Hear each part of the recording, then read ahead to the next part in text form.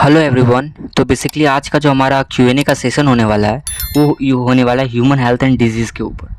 ये चैप्टर इतना इम्पॉर्टेंट है कि आप समझ लो कि इससे भी 16 मार्क्स का क्वेश्चन आपका नीट में आता है। Match the following question, statement wise question, assertion reason वाले क्वेश्चन और मेनली ज़्यादा मैच द फॉलोइंग वाले क्वेश्चन आते हैं। आप इसको ईजिली अप्रोच कर सकते हो, पर आप इसका डिजीज़ का चार्ट बनाओ, अदरवाइज मैं एक सेपरेट वीडियो डिजीज़ का अपलोड कर दूंगा जल्दी। ठीक है, तो हम लोग स्टार्ट करते हैं आज का जो हमारा Q&A का सेशन है उससे कि ह्यूमन हेल्थ एंड डिजीज़ के सबसे पहले पॉइंट्स के ऊपर जो हमारा एनसीईआरटी लिखता है इंट्रोडक्शन पार्ट में कि फादर ऑफ मेडिसिन किसको बोलते हैं? हिपोक्रेट्स।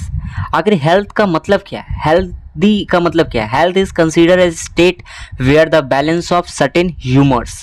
आखिर this was asserted by whom?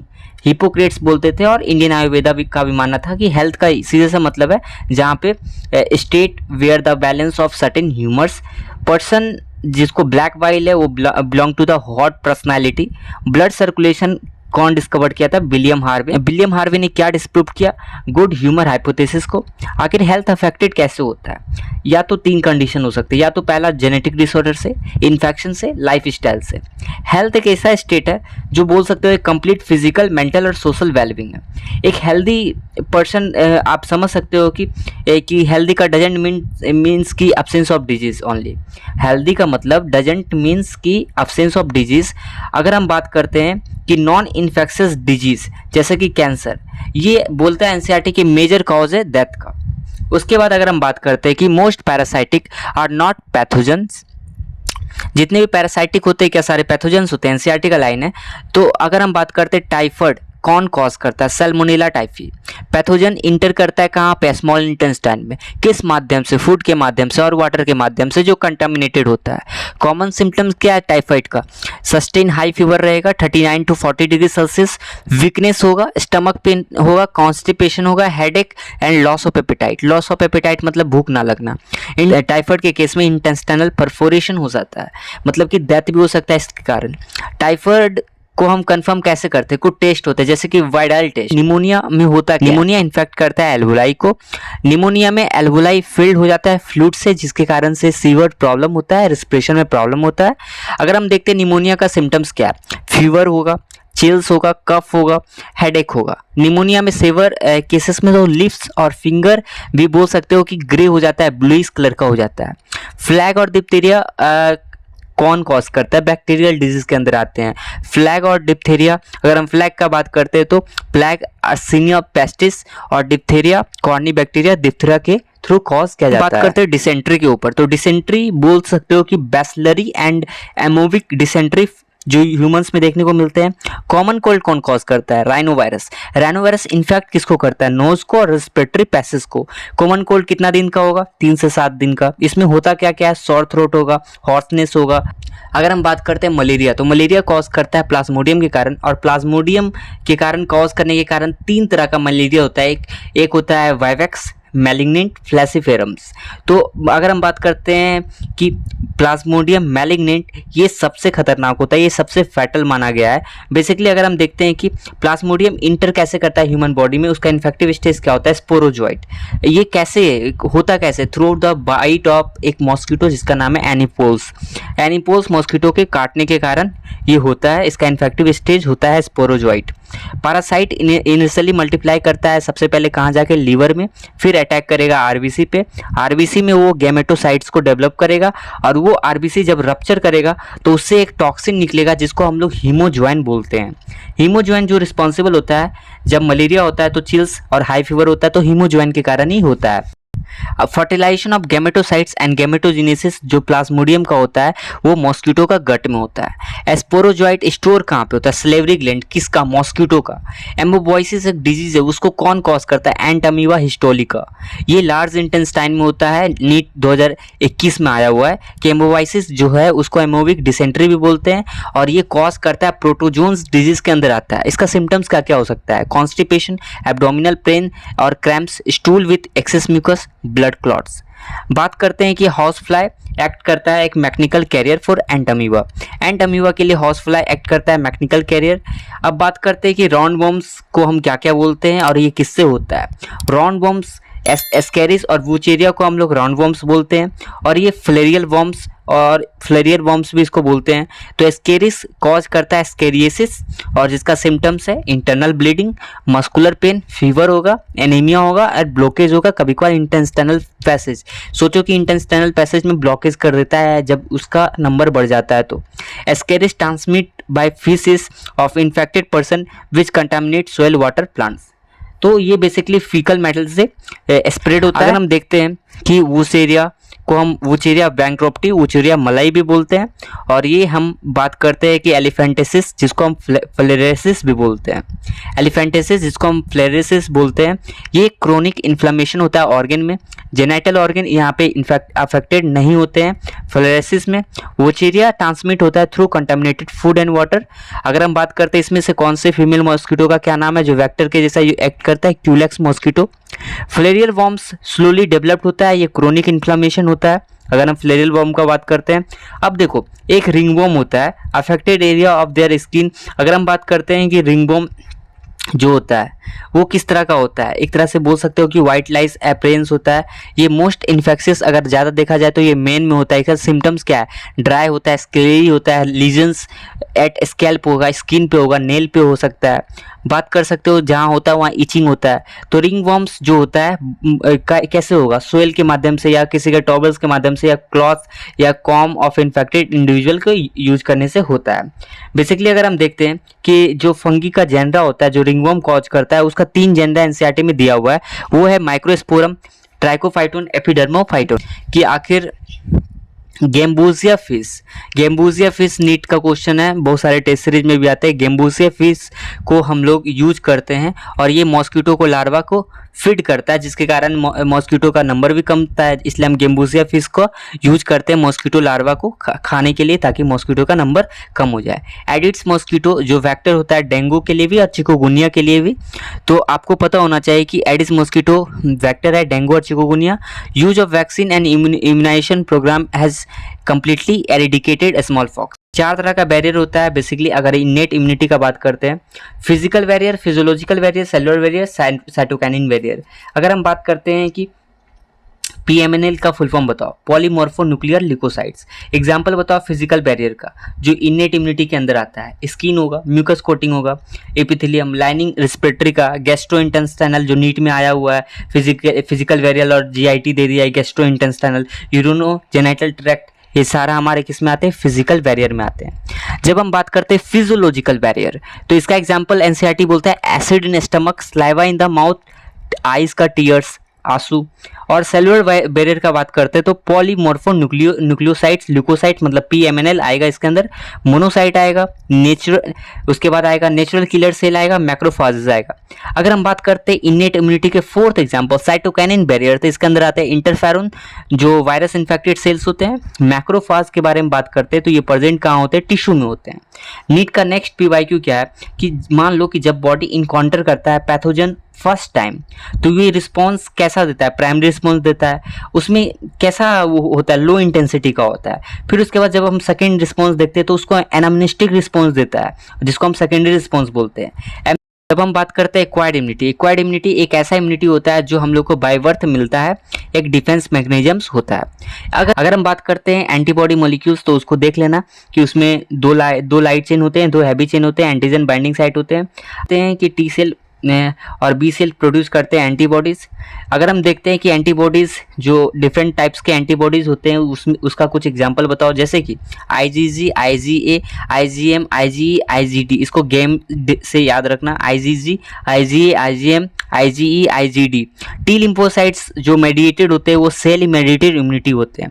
CMI क्या रिस्पॉन्सिबल होता है, ग्राफ्ट रिजेक्शन के लिए, मतलब सेल मेडिएटेड इम्यूनिटी किसका रिस्पॉन्सिबल होता है, ये ग्राफ्ट रिजेक्शन कराता है। जिसमें ऑर्गन ट्रांसप्लांटेशन होता है ना, एनसीईआरटी लिखता है कि उसको इम्यूनो सप्रेशन ड्रग्स हमेशा लेते रहना चाहिए, जैसे कि साइक्लोस्पोरिन A। एक्टिव इम्यूनिटी को हम कैसे डिफाइन करते हैं, एनसीईआरटी क्या बोलता है, जब होस्ट एक्सपोज होता है to antigen antibodies are produce in the host body. Immunity को कैसे एनसीईआरटी बताता है कि जब होस्ट एक्सपोज होता है एंटीजन से तो होस्ट के बॉडी में एंटीबॉडीज प्रोड्यूस होता है। एक्टिव इम्यूनिटी कैसा होता है, स्लो होता है। अगर हम देखते हैं कि colostrum has abundant amount of कौन सा एंटीबॉडी, आईजी एंटीबॉडी होता है, नीट में आया हुआ है। कोलेस्ट्रम येलो कलर का होता है। Foetus also receive antibodies from placenta during delivery. तो फिटस रिसीव करता है एंटीबॉडीज प्लेसेंटा से, वो डिलीवरी के वक्त, वो एंटीबॉडीज का नाम है IgG. Antitoxin are perform antibodies against toxin. Antitoxin perform antibodies against toxin in case of tetanus और snake bite. Quick immune response जरूरी होता है। In case of snake bite एक पैसिव इम्यूनाइजेशन प्रिफर्ड किया जाता है, जिसको हम लोग बात करते हैं, एनसीईआरटी बोलता है कि स्नेक बाइट में पैसिव इम्यूनाइजेशन दिया जाता है। RDT has allowed the production of antigenic polypeptide in bacteria और हेपेटाइटिस बी वैक्सीन को हम लोग प्रोड्यूस करते हैं ईस्ट से। एंटीबॉडीज जो प्रोड्यूस होता है एलर्जी के वक्त, उसको आईजीई टाइप बोलते हैं। एलर्जी क्यों होता है? ये होता है कुछ केमिकल के रिलीज होने के कारण, जो बॉडी से निकलता है, हिस्टामिन और सेरोटोनिन, और ये मास्ट सेल से निकलते हैं। तो ड्रग्स जो रिड्यूस करते हैं सिम्टम्स ऑफ एलर्जी, जैसे कि हम लोग कौन कौन ड्रग्स यूज कर सकते हैं ताकि एलर्जी से बच सके? Antihistamine, adrenaline, steroid, cortisol. Auto immune diseases का एग्जांपल देता है NCERT, rheumatoid arthritis, Hashimoto थोराइटिस।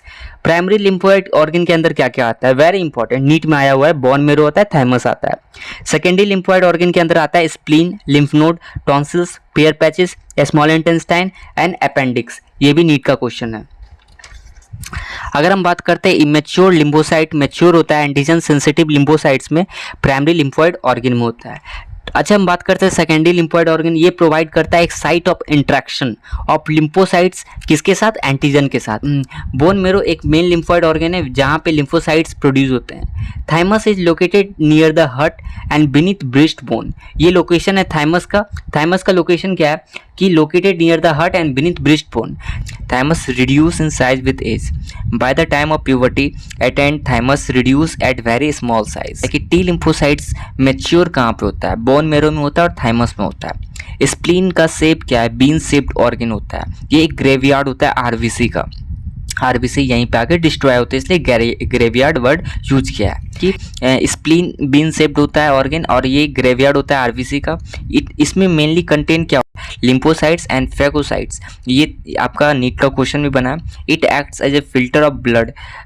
Spleen have a long reservoir of erythrocytes. Spleen के पास लंबा, बोल सकते हो कि हैवी रिजर्वायर होता है एरिथ्रोसाइट्स को कैरी करने का, दैट मीन्स कि उसको स्टोर करने का। Lymph nodes are solid structure. MALT का फुल फॉर्म डायरेक्ट पूछा है नीट में, mucosa associated lymphoid tissue. MALT कितना होता है? 50% होता है लिम्फॉइड टिश्यू का। एड्स का फुल फॉर्म क्या है? Acquired immunodeficiency syndromes. एड्स क्या है? कॉन्जेनाइटल डिजीज है? नहीं। ये क्या होता है कि कंटिन्यू सिंस बर्थ होता है क्या? नहीं होता है, इसलिए इसको कॉन्जेनाइटल डिजीज हम नहीं बोल सकते। तो AIDS is not congenital disease because it not continue from the since birth. Syndrome means group of symptoms. Syndrome का मतलब क्या होता है? Syndrome it means group of symptoms. AIDS सबसे पहले रिपोर्टेड किया गया था 1981 and it has killed more than 25 million person. AIDS is cause by the HIV which is a member of a group of virus, जिसको हम retrovirus बोलते हैं। Transmission of HIV occur through sexual contact with infected person. Second, transfusion of contaminated blood and blood products. तीसरा, by sharing infected needle as in case of intravenous drugs abuser. तो पहला क्या? Sexual contact with infected person, and दूसरा transfusion होना contaminated blood के through या blood product के through, और तीसरा ये इंसेक्ट्स या नीडल शेयर करना जिसको हुआ है या फिर ड्रग एब्यूजर को, दैट मीन्स कि by sharing infected needles as in case of intravenous drugs abuser. From infected mother to her child through placenta. Infected mother से चाइल्ड में जा सकता है through placenta. Genetic material in HIV is RNA basically, और ये एक enveloped होता है। देख रहे हैं time lag between infection and appearance of symptoms is usually. तो एड्स किसी को हुआ है तो उसका टाइम लैग क्या होगा? इन्फेक्शन और उसके सिम्टम्स के अपीयरेंस में बेसिकली 5 से 10 साल का ड्यूरेशन लग सकता है। HIV enter into a macrophages and form viral DNA। Macrophage act like a HIV factory basically. तो HIV इंटर करेगा कहाँ पे? मैक्रोफाजेज में, और फॉर्म कर लेगा वायरल DNA, और वो मैक्रोफाजेज अब HIV फैक्ट्री के जैसा एक्ट करेगा। Enzymes use HIV virus replicated, उसका नाम बताओ, reverse transcriptase. Infected cell can survive while virus are being replicated और रिलीज। ये एनसीईआरटी का लाइन याद रखना कि इन्फेक्टेड सेल जो होगा सर्वाइव करेगा while virus are being replicated, और वायरस रेप्लिकेट करेगा और रिलीज होगा, पूरा बॉडी में फैलेगा। HIV attack helper T lymphocytes. तो HIV किसको अटैक करता है? सबसे पहले हेल्पर टी लिम्फोसाइट्स। तो अब हम लोग देख रहे होंगे mycobacteria is a fungi. Mycobacteria NCERT बोलता है कि एक फंगी होता है। Toxoplasmosis is cause by toxoplasma gondii. ये भी नीट में आया हुआ है पीवाईक्यू में कि टॉक्सोप्लाज्मोसिस कैसे कॉज होता है, टॉक्सोप्लाज्मा गोनाइडी। डायग्नोस्टिक टेस्ट जो होता है एड्स का, उसको हम एलाइजा बोलते हैं। एलाइजा का फुल फॉर्म होता है एंजाइम्स लिंक्ड इम्यूनोसॉर्बेंट ए से।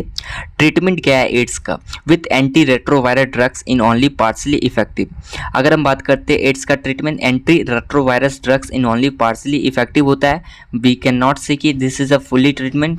नाको का फुल फॉर्म क्या होता है? National AIDS control organisation. अगर हम देखते हैं कि free distribution of condom is done, ताकि एड्स को प्रिवेंट कर दिया जाए। More then millions Indians suffer from the cancer annually, ये डेटा बोलता है। नॉर्मल सेल्स शो एक प्रॉपर्टी जिसको हम बोलते हैं contact inhibition, by virtue which contact with other cells inhibit their uncontrol growth. तो बेसिकली एक नॉर्मल सेल्स का बात करते हैं तो वो एक कॉन्टैक्ट इनिबिशन शो करता है, बोल सकते हो कि जिसके कारण से other cell inhibit their uncontrol growth. दो तरह का ट्यूमर होता है, एक तो हो गया बेंजिन और एक हो गया मैलिग्नेंट। तो बेंजिन ट्यूमर और एक मैलिग्नेंट ट्यूमर। मैलिग्नेंट ट्यूमर में आखिर होता क्या है कि malignant tumour do not damage the surrounding normal tissue. Malignant tumour का बात करते हैं तो they do not damage the surrounding normal tissue. Metastasis का बात करते हैं तो ये मोस्ट फियर्ड प्रॉपर्टी होता है मैलिग्नेंट ट्यूमर का। कार्सिनोजेंस को हम क्लासीफाई किए हैं फिजिकल, केमिकल और बायोलॉजिकल में, याद रखना। अब हम बात करते हैं यूवी रे के बारे में। यूवी रे के बारे में एनसीईआरटी बोलता है ये नॉन आयोनाइजिंग रेडिएशन होता है। तो अब हम लोग बात करते हैं कि आयोनाइजिंग रेडिएशन का एग्जांपल बताओ। जैसे यूवी रे तो नॉन आयोनाइजिंग रेडिएशन हो गया, तो आयोनाइजिंग रेडिएशन का एग्जांपल हो गया X-ray, gamma ray. X-ray cause करता है वायरस से, जिसको हम ऑन्कोजेनिक वायरस बोलते हैं। प्रोटो ऑन्कोजेनिक जीन जो होता है वो नॉर्मल सेल होता है which activated cause oncogenic transformation of cell. Proto oncogenic कैसा सेल होता है? एक तरह से बोल दो नॉर्मल सेल होता है। जब उसमें एक्टिवेट हम कर देते हैं, डैट मीन्स कि उसको प्रोटो को हटा के ऑन्कोजेनिक लगा देते हैं, डैट मीन्स कि सेल्स का ट्रांसफॉर्मेशन हो चुका है। कैंसर डिटेक्शन को हम लोग किस मेथड से करते हैं? बायोप्सी या हिस्टोपैथोलॉजिकल स्टडीज करके टिश्यू और ब्लड का। अब हमारा नेक्स्ट बात आता है कि अगर इंटरनल ऑर्गन में कैंसर हो गया तो उसके लिए हम किस किस तरह का चेकअप करवा सकते हैं? एक्सरे करा सकते हैं, कम्प्यूटेड टोमोग्राफी डैट मीन्स की सीटी स्कैन और एमआरआई करा सकते हैं। तो सीटी स्कैन का फुल फॉर्म याद रखना computed tomography. Computed tomography use X-ray, वहाँ पे हम एक्सरे भी कंप्यूटेड टोमोग्राफी में यूज कर सकते हैं। सीटी स्कैन जनरेट करता है 3D इमेज, कैसा इमेज? 3D इमेज, और ये इंटरनल ऑब्जेक्ट का करता है। एमआरआई का में क्या यूज करते हैं? मैग्नेटिक फील्ड यूज करते हैं। अगर हम बात करते हैं मैग्नेटिक फील्ड, तो आपको एक तो बताए थे UV ray non ionising radiation होता है, उसी तरह से एमआरआई में भी जो मैग्नेटिक फील्ड यूज होता है वो नॉन आयोनाइजिंग रेडिएशन के अंदर आएगा। तो अगर हम देख रहे हैं कि ट्रीटमेंट क्या है कैंसर का कॉमनली, तो एक तो होता है सर्जरी, दूसरा होता है रेडिएशन, फिर तीसरा इम्यूनोथेरेपी का हम लोग यूज करते हैं। साइड इफेक्ट क्या क्या हो सकता है? ये ड्रग्स जब हम लोग लेते हैं, मतलब बोल सकते हो कि इम्यूनोथेरेपी चढ़ाया जाता है या फिर इस तरह का प्रोसीजर किया जाता है, तो उस वक्त हेयर लॉस होता है, एनीमिया हो सकता है। अल्फा इंटरफेरोन का यूज क्या बताया गया है ह्यूमन हेल्थ एंड डिजीज में? एनसीईआरटी ने ये बोला है कि ये एक्टिवेट करता है इम्यूनिटी सिस्टम को और मदद कराता है कि वो डिस्ट्रॉय करता है ट्यूमर सेल को। बायोलॉजिकल मॉडिफायर जिसको हम लोग अल्फा इंटरफेरोन कहते हैं। ओपोइड का आप फिगर देखना मत भूलना, जिसमें OH और CH3 लगा हुआ है साइड में। रिंग लाइक स्ट्रक्चर है, एक तरह से बोल सकता है क्लोज स्ट्रक्चर से डायग्राम देख लेना एक बार। ओपन स्ट्रक्चर में एक दिया हुआ है कैनाबिनॉइड मॉलिक्यूल्स का स्ट्रक्चर, जिसमें एक रिंग दिया हुआ है, बाकी सारा लगभग ओपन स्ट्रक्चर है। ओपियम पोपी का देख लेना, जिसको पेपरम सोमनीफेरम बोलते हैं, और कैनाबिस सताविया को देख लेना, जिसको हम लोग ब्रांच मतलब धतूरा प्लांट्स को हम लोग बोलते हैं। तो इसका आपको फोटो देखना है। अगर हम बात करते हैं कॉमनली एब्यूज ड्रग्स, जैसे कि ओपोइड हो गया, कैनाबिनॉइड हो गया, कोका एल्कोलॉइड हो गया। कुछ एब्यूज ड्रग्स ऑब्टेन करते हैं हम लोग फंगी से, इसका एग्जांपल है LSD from claviceps. Opioid receptor present in our where CNS and gastrointestinal tract. अगर हम बात करते हैं ओपियोइड बाइंड कहाँ करता है, स्पेसिफिक ओपियोइड रिसेप्टर, और ओपियोइड रिसेप्टर प्रेजेंट कहाँ पे होते हैं, हमारे सीएनएस पे और गैस्ट्रोइंटेस्टाइनल ट्रैक्ट पे।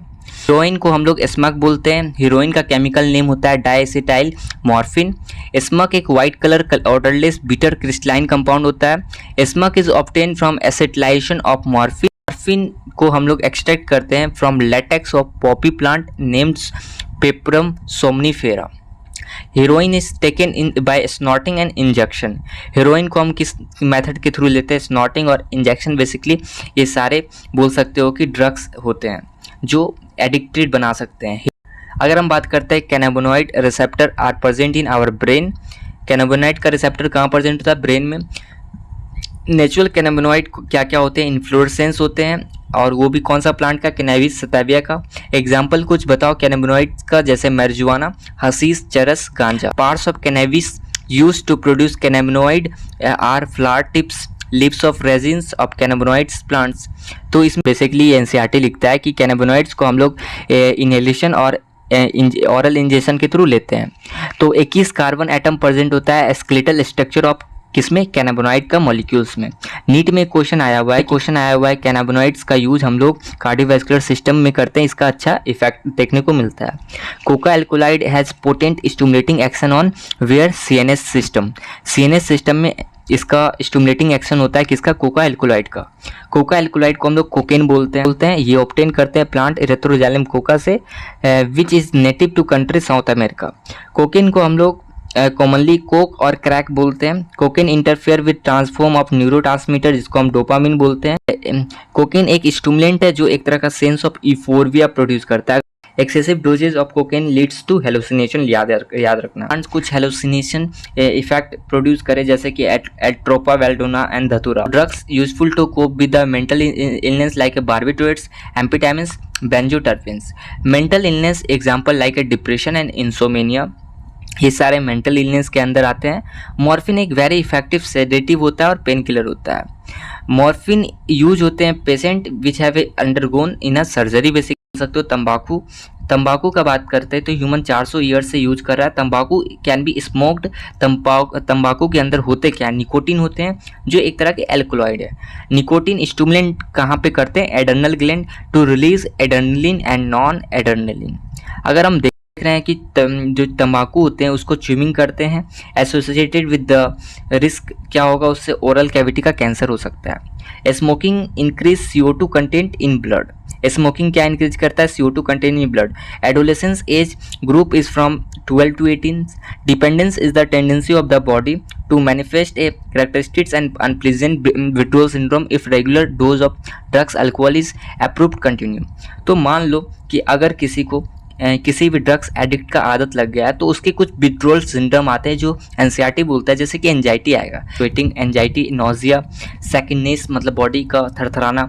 एक्सेसिव यूज ऑफ ड्रग्स में lead to the death due to many reason like respiratory failure, heart failure and cerebral haemorrhage. ये तीनों रीजन बोलता है एनसीईआरटी। उसके बाद इंटरवेनस ड्रग्स एब्यूजर में acquire serious infection like AIDS, hepatitis B. Both AIDS and hepatitis B infection जो होते हैं क्रोनिक इन्फेक्शन होते हैं, अल्टीमेटली फैटल होते हैं। Hepatitis B does spread through sexual contact, yes it spread through sexual contact, याद रखना एनसीईआरटी का लाइन है। क्रोनिक यूज जो ड्रग्स का होता है अल्कोहल डैमेज करता है नर्वस सिस्टम एंड लीवर को। नीट में आया हुआ है कि chronic use of drugs and alcohol damage nervous system and liver. Use जो होता है ड्रग्स का और अल्कोहल का ड्यूरिंग प्रेगनेंसी, ये इफेक्ट करेगा सीधा फीटस पे। बात करते हैं कि अगर कोई मेल स्टेरॉइड यूज करता है ड्यूरिंग बॉडी बिल्डिंग या फिर ऐसे ही अगर स्टेरॉइड यूज कर रहा है तो उससे होगा क्या कि कहीं ना कहीं टेस्टिकल का साइज छोटा हो सकता है और स्पर्म काउंट कम होगा और ये सिम्टम देखने को मिलते हैं। तो जैसे कि और इसको अगर डिटेल में देखते हैं तो side effect of anabolic steroid in males are masculinisation, increase aggressiveness बढ़ जाएगा, मूड स्विंग्स होगा, डिप्रेशन होगा और फीमेल में एबनॉर्मल मेंस्ट्रुअल साइकिल हो सकता है। Excessive hair growth on face, enlargement on clitoris in females, deepening of voice in males. अगर हम बात करते हैं side effect, more side effect like acne. अगर हम बात करते हैं ये सारे लगभग सेम है। Potential of for kidney and liver dysfunction, तो कभी कभार तो देखने को मिलते हैं कि किडनी और लीवर डिसफंक्शन भी हो सकते हैं। ब्रेस्ट का इनलार्जमेंट हो सकता है, प्रीमेच्योर बॉल्डनेस हो सकता है। तो this all are the symptoms of steroid, तो जो मेल्स और फीमेल्स में देखने को मिलते हैं। अगर हम बात करते हैं कि एडोलेसेंस एज में अगर कोई स्टेरॉइड लेने स्टार्ट करता है तो वो सारे सिम्टम तो दिखेंगे, साथ साथ उसके बोल सकते हो कि ग्रोथ प्लेट, जो ग्रोथ सेंटर होते हैं वो भी रुक जाते हैं, जिसके कारण उसकी बॉडी में ग्रोथ सही तरीक़ा से नहीं हो पाता है, चाहे उसके हाइट में हो या फिर किसी भी पर्टिकुलर साइज़ का। तो यहाँ पे हम लोग इस पॉडकास्ट को ख़त्म करते हैं। लगभग हम लोग ने सारे पॉइंट को यहाँ पे टच किया है, जितने भी इंपॉर्टेंट पॉइंट्स से सारे टच किए हैं, जितने भी एनसीईआरटी के ह्यूमन हेल्थ एंड डिजीज़ में दिए हुए हैं। तो इसके बाहर तो क्वेश्चन नहीं आएगा। आप इसको बार बार सुनो और ट्राई करो कि आप इसको रिकॉल करो। मेरे बोलने से पहले आपके माइंड में रिकॉल होगा तो ज़्यादा मज़ा आएगा। ठीक है, तो हम लोग मिलते हैं नेक्स्ट पॉडकास्ट में। जब तक के लिए thank you for watching. Okay bye.